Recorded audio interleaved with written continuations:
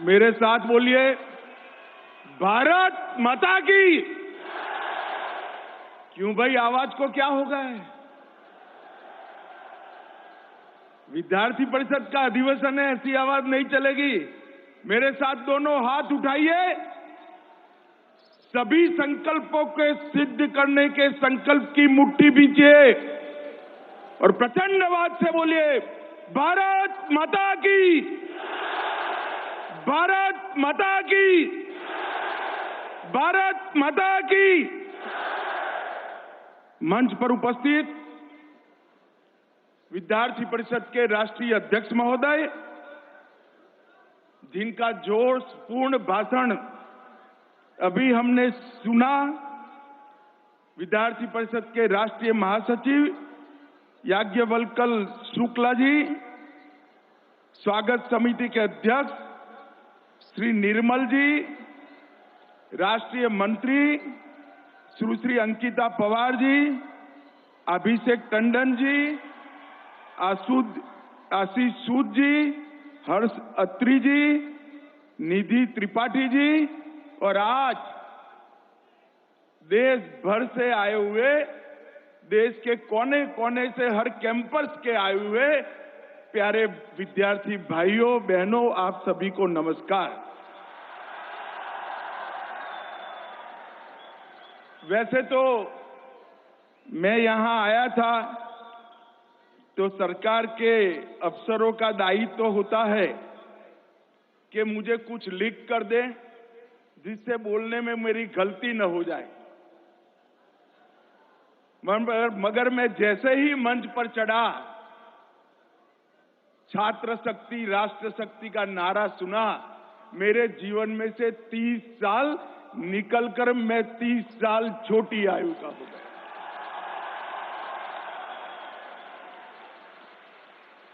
मुझे मालूम है मैं विश्व के सबसे बड़े छात्र संगठन के खुले अधिवेशन में बोल रहा हूं।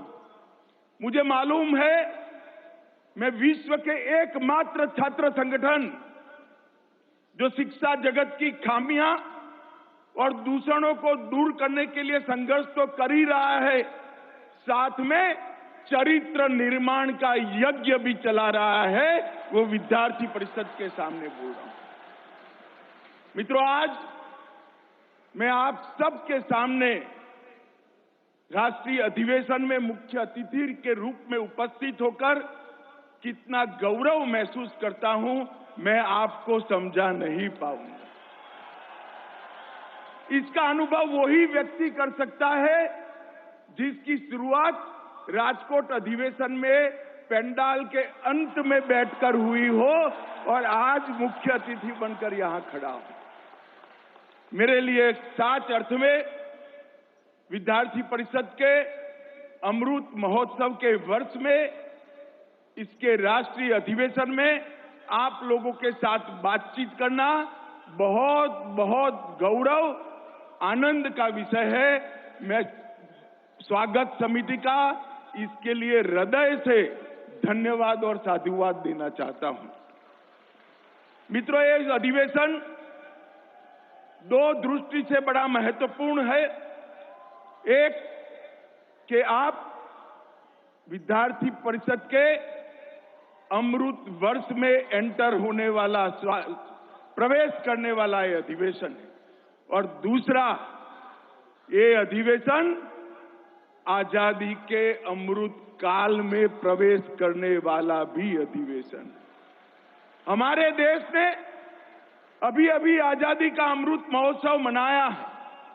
75 वर्ष में देश ने ढेर सारे क्षेत्रों में ढेर सारी प्रगति की।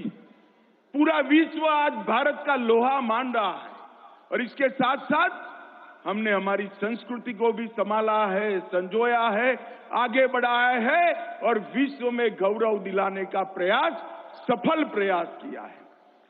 और अब आने वाले 25 साल हमारे प्रधानमंत्री नरेंद्र मोदी जी ने देश की जनता का और विशेषकर युवाओं का आह्वान किया है कि आने वाले 25 साल विश्व में भारत सर्वप्रथम सबसे महान हो, ये संकल्प लेकर इसको चरितार्थ करने के 25 साल हैं। और मैं आज जब आप लोगों के सामने हूं, तब मैं कहना चाहता हूं, मैं बिना झिझक कहना चाहता हूं, सार्वजनिक मंच पर कहना चाहता हूं कि मैं विद्यार्थी परिषद की ऑर्गेनिक प्रोडक्ट हूं। विद्यार्थी परिषद के उद्देश्य और उद्देश्यों को सिद्ध करने के लिए सातत्यपूर्ण 75 साल की यात्रा ये शायद ही कोई संगठन कर सकता है, और संगठनों में भी छात्र संगठन कर सकता है। छात्र युवा होते हैं, जोश से पूर्ण होते हैं, कई बार पथ भ्रष्ट रास्ता भटकने की संभावनाएं होती है, मगर विद्यार्थी परिषद की संगठन की व्यवस्था इतनी मजबूत और चौक चौबंद रही, ना विद्यार्थी परिषद 75 साल में रास्ता भटका, ना सरकारों को रास्ता भटकने दिया, ना समाज को रास्ता भटकने। हर मौके पर विद्यार्थी परिषद ने अनेक मौकों पर संघर्ष भी किया। ज्ञानशील एकता के अपने मूल मंत्र को आत्मसात करते हुए धैर्यपूर्वक एक पथ का निर्माण किया, और रास्ते में देश के सामने, शिक्षा जगत के सामने और देश की सीमाओं के सामने जितनी चुनौतियां आई, हर चुनौती के सामने हिमालय की अडिगता के साथ विद्यार्थी परिषद के कार्यकर्ताओं ने संघर्ष किया है। ये देश के इतिहास में स्वर्णिम अक्षर से लिखा जाएगा। भाई और बहनों, जब मैं यहां आया हूं तब मदन दास देवी जी को याद करे बगैर नहीं रह सकता। मेरे जैसे कई छोटे छोटे कार्यकर्ताओं को जीवन में रास्ता दिखाने का काम, संभालने का काम, गलत रास्ते पे न चढ़ जाए और अपने लक्ष्य को सटे रहे, बंधे रहे, इसका काम मदन दास देवी जी ने किया। कई सारे विद्यार्थी परिषद के वरिष्ठ नेता, उन्होंने भी, चाहे यशवंतराव केलकर जी हो, चाहे बाला साहब आप्टे जी हो, चाहे डिडोलकर जी हो, मैं गुजरात से आता हूं, नारायण राव भंडारी और प्रोफेसर राजगुरु, हम कभी नहीं भूल सकते। इन लोगों ने, हमारे वरिष्ठों ने विद्यार्थी परिषद को अपने लक्ष्यों के साथ जोड़ते हुए सातत्यपूर्ण 75 साल का प्रवास पूर्ण करने का श्रेय ये मनीषियों और तपस्वियों को जाता है। आज मैं वो सभी को बहुत मनपूर्वक प्रणाम कर याद करना चाहता हूं। मित्रों, आज मैं जब यहां आया हूं तब 49 से लेकर 2023 तक की यात्रा देश के विकास के साथ साथ जुड़ी है। ढेर सारी चीजों में विद्यार्थी परिषद ने स्व जोड़ने का संघर्ष किया है। चाहे भाषा का आंदोलन हो, चाहे शिक्षा का आंदोलन हो, चाहे संस्कृति को बरकरार रखना हो, हर चीज में स्व का महत्व विद्यार्थी परिषद ने समाज को बताया है और युवाओं के माध्यम से बताया है। आज देश का कोई भी क्षेत्र, चाहे संशोधन का क्षेत्र हो, शिक्षा का क्षेत्र हो, कला का क्षेत्र हो, कई सारे क्षेत्रों में, चाहे राजनीतिक क्षेत्र हो, पत्रकारिता हो, आप जरा ध्यान से देखेंगे तो विद्यार्थी परिषद की सुगंध हर जगह पे आपको मिलेगी और मालूम पड़ेगा। अगर कोई श्रेष्ठ कर रहा है, किसी भी क्षेत्र में कोई श्रेष्ठ कर रहा है, उसको उठाकर थोड़े उसके पास्ट में चले जाएंगे तो कहीं न कहीं छात्र जीवन में इसका जुड़ाव विद्यार्थी परिषद से रहा होगा। ये निश्चित रूप से मैं मानता हूं, इसका अनुभव मैंने भी किया है। मित्रों, विद्यार्थी परिषद ने कई सारे ऐसे प्रकल्प लिए जो सालों तक चले और धैर्यपूर्वक जैसे कोई शिल्पी 75 साल तक एक प्रतिमा को गढ़ता ही जाए, ऐसी ढेर सारी लिंगरिंग समस्याओं का निवारण के लिए विद्यार्थी परिषद ने पुरुषार्थ किया। भारत और चीन के युद्ध के बाद सील प्रकल्प चालू हुआ, आज भी चल रहा है। और आज अभी यहां मैं आता था तब नारे लगते थे कि कश्मीर हुआ गुवाहाटी, अपना देश अपनी मिट्टी, चिंता मत करिए, कश्मीर भी हमारा है, नॉर्थ ईस्ट भी हमारा। और आज इस स्टील प्रोजेक्ट ने नॉर्थ ईस्ट और बाकी देश को जोड़ने का काम किया है। इसी तरह से 3D डिटेक्ट, डिलीट और डिपोर्ट घुसपैठ के सामने इतना लंबा और सातत्यपूर्ण आंदोलन कोई संगठन ने नहीं चलाया, केवल और केवल विद्यार्थी परिषद ने चलाया और पूरे देश भर के अंदर घुसपैठ के खिलाफ जन जागृति लाने की क्रिया। इमरजेंसी के खिलाफ लड़ाई, आपातकाल के खिलाफ राजनीतिक दल तो लड़ते थे, उनकी जिम्मेदारी भी थी, कई और संगठन भी लड़ते थे, मगर एकमात्र विद्यार्थी परिषद था जिसके अनेक कार्यकर्ता जेल में भी गए और गुप्तवास को पालन करते हुए संघर्ष भी किया और विजय भी लिया। जयप्रकाश नारायण के नेतृत्व में भ्रष्टाचार के खिलाफ जो लड़ाई हुई, इसमें विद्यार्थी परिषद के योगदान को स्वयं लोकनायक ने अपनी पेन से लिखकर सर्टिफिकेट देने का काम किया है कि भ्रष्टाचार के खिलाफ जो आंदोलन हुआ, वो आंदोलन को सफल करने में अखिल भारतीय विद्यार्थी परिषद का बहुत बड़ा योगदान है। मैं इसलिए आप सबको ये याद कराने आया हूं कि समय बदल गया है। हो सकता है ऐसा समय है कि संघर्ष की जरूरत न हो, परंतु काम करने की जरूरत है। हमारा काम समाप्त नहीं हुआ है। संघर्ष करने की जरूरत नहीं है तो ऊर्जा को रचनात्मक रास्तों पर हम डाइवर्ट करें, ऊर्जा को रचनात्मक रास्तों पर ले जाकर राष्ट्र निर्माण के काम में हम लगे रहे। मित्रों, मुझे एक युवा ने लगभग 10 साल पहले कहा कि हम भी देश के लिए जान देना चाहते। देश के लिए जान देने की अब जरूरत नहीं है। देश आजाद हो गया। आजादी के वक्त जो आंदोलन चलता था, उनका सौभाग्य था, उनके पास मौका था देश के लिए जान देने का। देश के लिए जान देने की अब जरूरत नहीं है, मगर देश के लिए जीने की जरूरत है। देश के लिए जीते हुए हमें कोई नहीं है। और विद्यार्थी परिषद के कार्यकर्ता ने अमृत महोत्सव के इस सम्मेलन के अंदर से ये संकल्प लेकर जाना चाहिए कि 2047 तक जब देश की आजादी की शताब्दी मनाई जाएगी, तो विश्व भर में हर क्षेत्र में भारत सर्वप्रथम होगा, महान होगा और एक नंबर पर। ये संकल्प सिर्फ युवा ही ले सकता है। और मैं मानता हूं मित्रों, ये जो अमृत महोत्सव का और अमृत काल का संकल्प नरेंद्र मोदी जी ने देश के सामने रखा है, वो आपके लिए, क्योंकि इसको देखने के लिए आप सभी होंगे। आपकी जिम्मेदारी है। 75 साल की यात्रा को यहां तक संभाल कर ले आए। हमारी कई पीढ़ियां इसके लिए खप गई। 600 साल तक आजादी का संघर्ष हुआ और 600 साल के आजादी के संघर्ष के बाद जब हम आजाद हो गए हैं, आजादी के 100 साल पूरे हो, तब वो सभी हुतात्माओं जिन्होंने बलिदान दिया है, उनकी कल्पना का भारत बनाने की जिम्मेदारी विद्यार्थी परिषद जैसे संगठन की है। मेरे सामने जो विराट युवा शक्ति बैठी है, उसकी है।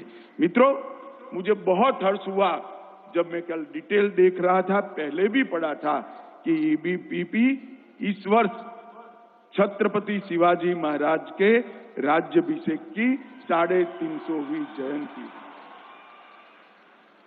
ABVP के सभी संगठन के वरिष्ठों को मैं बहुत बहुत अभिनंदन देना चाहता हूं, क्योंकि आज का वर्ष और आज के वर्ष में छत्रपति के स्वराज के उद्देश्य, स्वराज का उद्देश्य सिर्फ राज के लिए नहीं था, स्व के लिए था। हर क्षेत्र के, चाहे भाषा हो, धर्म हो, संस्कृति हो, इस स्व की स्थापना का 350 साल का कालखंड पूरा होने के वक्त सारे युवाओं को ये उद्देश्य समझाने के लिए आपने बहुत बड़ा कार्यक्रम उठाया है। मेरी ढेर सारी शुभकामनाएं आपके कार्यक्रम के साथ हैं। मित्रों, मैं आज यहां आया हूं तब युवाओं को एक बात कहना चाहता हूं इस देश का स्वर्णिम भविष्य आपकी राह देख रहा है। 10 साल पहले विद्यार्थी परिषद के अधिवेशन होते, अगर उसका कोई रिकॉर्डिंग हुआ होता तो निकाल कर देख लीजिए, सारे आंदोलनों की बात होगी। मगर ये 10 साल के अंदर बहुत बड़ा परिवर्तन आया है। घपले घोटालों की जगह नई नई नीतियां आज अमल में आ रही है। तुष्टीकरण, परिवारवाद और जातिवाद की जगह आज पॉलिटिक्स ऑफ परफॉर्मेंस का एस्टैब्लिशमेंट हो चुका है और मोदी जी के नेतृत्व में 11वें नंबर के अर्थतंत्र से हम 5वें नंबर पर पहुंच चुके हैं। मित्रों, ये बहुत बड़ा फासला इस देश ने काट लिया है। 7.5% का ग्रोथ रेट और 60 करोड़ नागरिकों के जीवन में, उनके जीवन में प्राथमिक सुविधाएं देने का लक्ष्य ये सिर्फ 10 साल में पूरा करने में आज सफलता हुई। हम गौरव के साथ कह सकते हैं कि इस देश के 60 करोड़ लोगों को घर, पीने का पानी, बिजली, गैस का सिलेंडर, शौचालय, खाने के लिए अनाज, मिनिमम जितना चाहिए उतना अनाज और 5 लाख तक की स्वास्थ्य की सुविधाएं सारी की सारी 60 करोड़ गरीब भाइयों तक पहुंचाने का काम आज समाप्त हो चुका है। मैं इसलिए बताता हूं आपको कि किस बेस पर आपको आगे बढ़ना है, वो आपके ध्यान पर रहे। कश्मीर, वामपंथी उग्रवाद और नॉर्थ ईस्ट, ये तीनों 10 साल पहले हॉटस्पॉट थे। धारा 370 हट चुकी है। आज लाल चौक पर तिरंगा फहराते हुए आपको कोई नहीं रोक सकता, कोई संघर्ष करने की। नॉर्थ ईस्ट के ज्यादातर उग्रवादी संगठन अपने हथियार डाल चुके हैं और वामपंथी उग्रवाद अंतिम सांसें गिन रहा है। तीनों हॉटस्पॉट में हिंसा में करीब 70% की कटौती करने का काम आज नरेंद्र मोदी सरकार ने किया है। मोदी जी के दृढ़ नेतृत्व ने कई सारे राष्ट्रीय सुरक्षा के मसलों को एक साथ अनेक मोर्चों पर लड़ते हुए हल करने का काम किया है। राजनीतिक स्थिरता, भ्रष्टाचार मुक्त शासन, जन कल्याण की नीतियां, इन्वेस्टमेंट फ्रेंडली एजेंडा और शांतिपूर्ण माहौल, इसके साथ साथ पर्यावरण की चिंता और सुरक्षित भारत की कल्पना को चरितार्थ करना, ये सारी चीजें एक 10 साल में जमीन पर उतारने का काम नरेंद्र मोदी जी ने किया। मैं आज आपको कहने आया हूं, ये परिवर्तन क्यों हुआ? ये परिवर्तन इसलिए हुआ कि शासन ऐसे लोगों के हाथ में आया जो आइडियोलॉजी के साथ बैठे हुए थे, आइडियोलॉजी के आधार पर काम करते थे। उसी प्रकार से आप सभी भी ज्ञानशील एकता की आइडियोलॉजी के साथ जुड़े हुए हो, बंधे हुए हो। बहुत बड़ा जीवन बाकी है। ये 25 साल देश के लिए जीने का संकल्प लेकर आज इस अधिवेशन से आप जाइए तो आने वाले दिनों में मैं निश्चित रूप से मानता हूं कि भारत को सर्वप्रथम करने से कोई नहीं रोक सकता। मित्रों, आज मेरे सामने अमृत भारत की जनरेशन बैठी है। उस वक्त मैं ये जरूर कहना चाहता हूं कि युवा शक्ति किसी भी देश की रीढ़ की हड्डी होती है और युवा शक्ति ही देश और समाज को शिखर पर ले जाने का काम करती है। मैं इसलिए आपके सामने कहने आया हूं कि भारत ने ढेर सारे युवाओं ने युग परिवर्तन किया है, चाहे आदि शंकर हो, चाहे संत ज्ञानेश्वर हो, चाहे चंद्रगुप्त मौर्य हो, चाहे महारानी लक्ष्मीबाई हो, चाहे बिरसा मुंडा हो, चाहे भगत सिंह हो, चाहे नीरज चोपड़ा हो, चाहे दुर्गेश त्रिपाठी हो। ये सभी युवा थे, उन्होंने एक विषय को ठान लिया और अपने जीवन को एक दिशा में ले गए तो परिवर्तन आया है। आपको तो रास्ता तराशने की भी जरूरत नहीं है। 75 साल में विद्यार्थी परिषद की पीढ़ियों ने ज्ञानशील एकता का रास्ता बनाकर रखा है। वो रास्ते पर आपको चलना है, सिर्फ आपको संकल्प लेने की जरूरत है। मैं आज आपको कहने आया हूं, मित्रों, भारत का समय आ गया है। भारत का समय आ गया है और हर समस्या के समाधान के लिए आज विश्व भारत की ओर आशा के साथ देख रहा है। और मैं मानता हूं कि मेरे सामने बैठे हुए युवाओं की जिम्मेदारी है कि भारत का समय जो आया है, जो परिवर्तन हुआ है, वो परिवर्तन को सातत्यपूर्ण बनाते हुए हमारी कल्पना के भारत की रचना करने की जिम्मेदारी आपकी है। आज के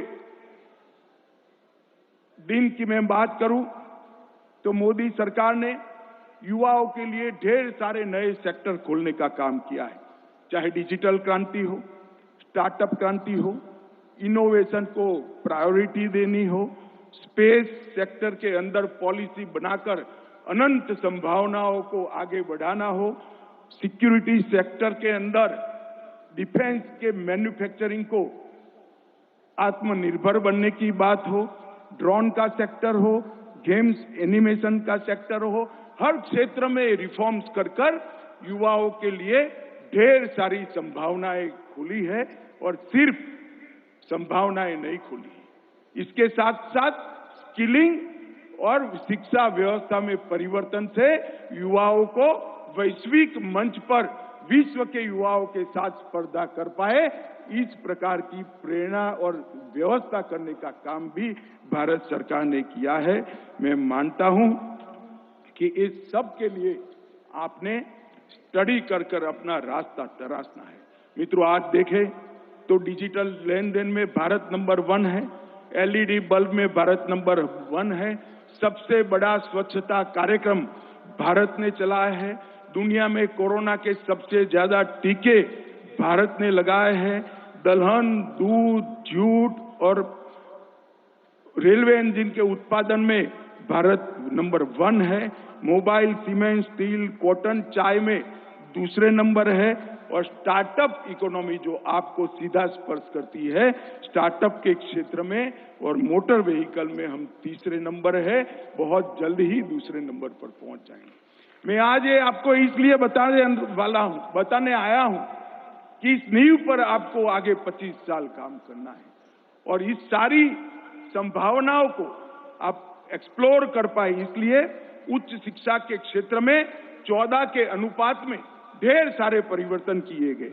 केंद्रीय विश्वविद्यालय नए 6 बने, आईआईटी 7 नए बने, आईआईएम 7 नए बने, ट्रिपल आईटी 16 बने, 15 एम्स बने, 273 मेडिकल कॉलेज बनी, कुल नए इस 9 साल के अंदर 390 विश्वविद्यालय नए बनाने का काम नरेंद्र मोदी सरकार ने किया है और 7000 कॉलेज बनाने का काम किया है। मित्रों, युवाओं के लिए ढेर सारे अवसर और उपलब्धियां उपलब्ध कराने का काम नरेंद्र मोदी सरकार ने किया है। मित्रों, मैं आज आपको कुछ आंकड़े आपके जानकारी के लिए, आप जानकार हो गए ही होंगे क्योंकि मैं तो अब 60 का हो गया, आप तो अभी युवा हो, तो सारी जानकारी आप सबके साथ होगी। परंतु मैं जरूर बताना चाहूंगा कि स्टार्टअप 2016-17 में 724 स्टार्टअप थे, 724, और आज 2 लाख से ज्यादा स्टार्टअप भारत के युवाओं ने बनाकर विश्व के स्टार्टअप जगत के अंदर अपना पैर जमाया है। और उसमें यूनिकॉर्न स्टार्टअप 2014 में केवल 4 थी, केवल 4, और आज 111 यूनिकॉर्न स्टार्टअप भारत के नाम पर रजिस्टर हुए हैं। ये पूरा का पूरा काम भारत की युवा शक्ति ने किया है। और मित्रों, इसमें से 45% स्टार्टअप ये टीयर 2 और टीयर 3 शहरों में, ऐसा नहीं है कि बड़े शहरों में ही ये काम हुआ है। मित्रों, ढेर सारी पॉलिसियों को मेक इन इंडिया के माध्यम से मोदी जी ने यहां पर उतारा है। भारत सरकार ने आज विश्व का उत्पादन के लिए सबसे ज्यादा आकर्षण वाला देश आज दुनिया के अंदर है तो भारत है, इसका काम किया है। और इसको एक्सप्लोर करने के लिए पीएलआई योजनाएं अनेक क्षेत्र के अंदर आई हैं और हमारे युवाओं ने रिसर्च के अंदर भी पेटेंट रजिस्टर करने में भी कई सारे रिकॉर्ड तोड़े हैं। 2013-14 में सालाना सिर्फ 3000 पेटेंट के आवेदन आते थे और आज सालाना वो 3000 से बढ़कर 1.5 लाख पेटेंट रजिस्ट्रेशन की एप्लीकेशन भारत का युवा कर रहा है। और 2013-14 में सिर्फ 211 पेटेंट ग्रांट किए गए थे और इस साल 24,000 पेटेंट ग्रांट करने का काम आज भारत के युवाओं ने प्राप्त करने का काम किया है। कई प्रकार की नीतियां भी बनी हैं, digital India, Khelo India, nation green hydrogen, nation mission for green India, drone policy, Dhruv, national space policy, प्रारंभ, ये सारी पॉलिसियों में आपके लिए अपार और अनंत संभावनाएं पड़ी हैं। मित्रों, उच्च शिक्षा के क्षेत्र में जो बदलाव हुआ है इसका आप जरूर उपयोग करोगे, उसमें मुझे कोई शंका नहीं है। परंतु मैं आपको ये कहना चाहता हूं, आप आपकी व्यक्तिगत कैरियर जहां पर भी काम करते हैं सबसे ऊंचाई तक ले जाइए, मुझे कोई आपत्ति नहीं है, जानी ही चाहिए। भारत के हर युवा की व्यक्तिगत कैरियर सबसे ऊपर होनी चाहिए और इसकी तंदुरुस्त स्पर्धा भी होनी चाहिए। परंतु इसके साथ साथ आपका दायित्व देश के निर्माण के प्रति है, देश के प्रति भी है। ये विद्यार्थी परिषद के कार्यकर्ता ने सदैव याद रखना चाहिए। सिर्फ कैरियर बनाने के लिए एजुकेशन नहीं होता है, कैरियर के साथ साथ देश बनाता है, वो ही साच अर्थ में शिक्षा को प्राप्त किया हुआ युवा है। ये बात को कभी नहीं भूलना चाहिए। मित्रों, भारत के अंदर आज जो विकास हुआ है, पूरी दुनिया इस पर कई प्रकार के आर्टिकल रख रही है, मगर मैं आज इसके एक अलग पहलू आपके सामने, ये 10 साल ने ये सिद्ध कर दिया है कि सांस्कृतिक विरासत को संजोकर रखना और आधुनिकता से विकास करना वो परस्पर विरोधी बातें नहीं है, दोनों एक दूसरे को मदद करने वाली बात है। भारत ने अपनी सांस्कृतिक विरासत को भी संजो कर रखा, हमारे सांस्कृतिक गौरव को भी आसमान को छूता किया और दुनिया चकाचौंध हो जाए ऐसा विकास भी किया। कोई कल्पना नहीं कर सकता था कि अयोध्या में राम मंदिर का निर्माण होगा और रामलल्ला अपने घर में, कोई विश्वास नहीं। मैं मेरा अनुभव बताता हूं। हमारे एक वरिष्ठ नेता ने राम जन्मभूमि आंदोलन के वक्त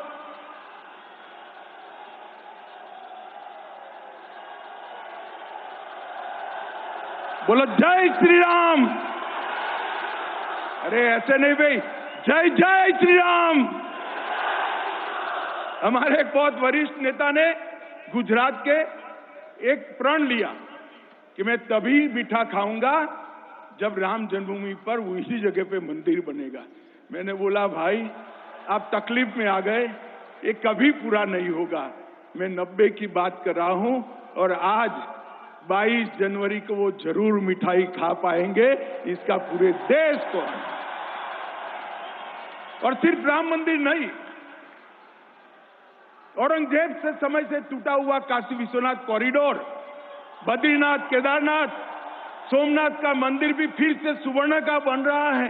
ये सारी चीजें कभी समाप्त होगी, देश सोच नहीं सकता और हम इस पर आगे बढ़े। ये देश कभी सोच नहीं सकता था कि मेडिकल का पढ़ाई लिखाई अपनी भाषा में हो सकती है, ये देश कभी सोच नहीं सकता था, अब आप कर सकते हैं। इंजीनियरिंग की पढ़ाई लिखाई आप अपनी भाषा में कर पाएंगे। इस प्रकार की व्यवस्था ये भारतीय जनता पार्टी की नरेंद्र मोदी सरकार ने, आज हमारे योग को दुनिया ने स्वीकार किया है। पर्यावरण के लिए आज जब मोदी जी वेद और उपनिषद की उक्तियां यूएन में पढ़ते हैं, यूएन के पूरे विश्व के लोग वेद और उपनिषद का ट्रांसलेशन ले लेकर पढ़ते हैं कि वेद और उपनिषद में क्या लिखा हुआ है। और मित्रों, जब G20 होता है तो वसुधैव कुटुंबकम सिर्फ ट्रांसलेशन नहीं, वसुधैव कुटुंबकम ही नारा बनता है तो पूरा विश्व ये जानता है कि ये भारत का विचार है, भारत से आया हुआ विचार है और भारत ही ये कर सकता है। G20 ने हमारी कूटनीतिक ध्वज को समग्र विश्व में फहराने का काम किया है। मित्रों, मैंने जैसे पहले कहा, सांस्कृतिक विरासत और आधुनिकता परस्पर विरोधी नहीं है। मैं आपको कहता हूं, हमारी विरासत ही हमारी आधुनिक विकास की पूंजी है, चाबी है। इसके आधार पर ही आधुनिक विकास हो सकता है। मित्रों, आज भारत एक वैश्विक ताकत बनने जा रहा है। हम उस रास्ते पर हैं। आप लोगों को 25 साल में करोड़ों देशवासियों की स्वप्न को पूरा करना है। मित्रों, आज हम बुराड़ी में बैठे हैं। ये बड़ा ऐतिहासिक स्थान है। मित्रों, यहां पर 14 जनवरी 1760 को दत्ताजी शिंदे को मार दिया गया था और कुतुबुद्दीन रोहिल्ला ने उनको पूछा था, जब जमीन पर गिर गए, शरीर पर अनेक घाव थे, रक्त बह रहा था, हंसी उड़ाने के लिए उन्होंने पूछा रोहिल्ला ने कि पाटिल अभी भी लड़ोगे? तो उनका एक अमर वाक्य देश के सभी राष्ट्र प्रेमियों के लिए प्रेरणा लेने वाला है, जान है तब तक लड़ेंगे, तब तक लड़ेंगे। ये भूमि पर आप बैठे। आज मैं अंत में इतना ही कहना चाहता हूं, विद्यार्थी परिषद ने इस 75 साल के अंदर ज्ञानशील एकता के रास्ते पर चलते हुए अनेक मनीषियों ने विद्यार्थियों का, युवा शक्ति का, छात्र शक्ति का मार्गदर्शन करते हुए देश के हर क्षेत्र में कंट्रीब्यूट करने वाले लाखों की संख्या में अच्छे नागरिक दिए हैं। विद्यार्थी परिषद एक संस्था नहीं है। विद्यार्थी परिषद राष्ट्र के पुनर्निर्माण का आंदोलन है। ये आपको सदैव याद रहना चाहिए। और मित्रों, आज अंत में मैं यही कहना चाहता हूं, ये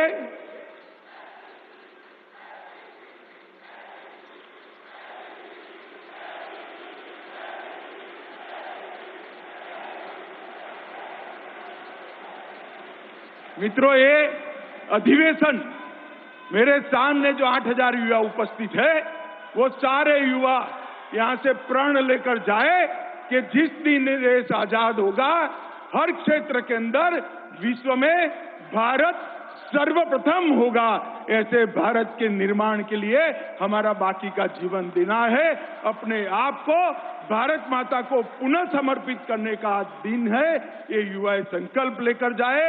मोदी जी ने नींव डालने का काम किया है। 1925 से हमारे पुरखों ने एक रास्ता बनाया हुआ है, नींव डल चुकी है, भव्य इमारत आपको बनाना है। और 22 जनवरी को सभी लोग अयोध्या में रामलल्ला के दर्शन करने के लिए जाइए और मन से श्री राम का आशीर्वाद लीजिए। मेरे साथ बोलिए, भारत माता की, भारत माता की, भारत माता की। छात्र शक्ति, राष्ट्र शक्ति, छात्र शक्ति, वंदे मातरम।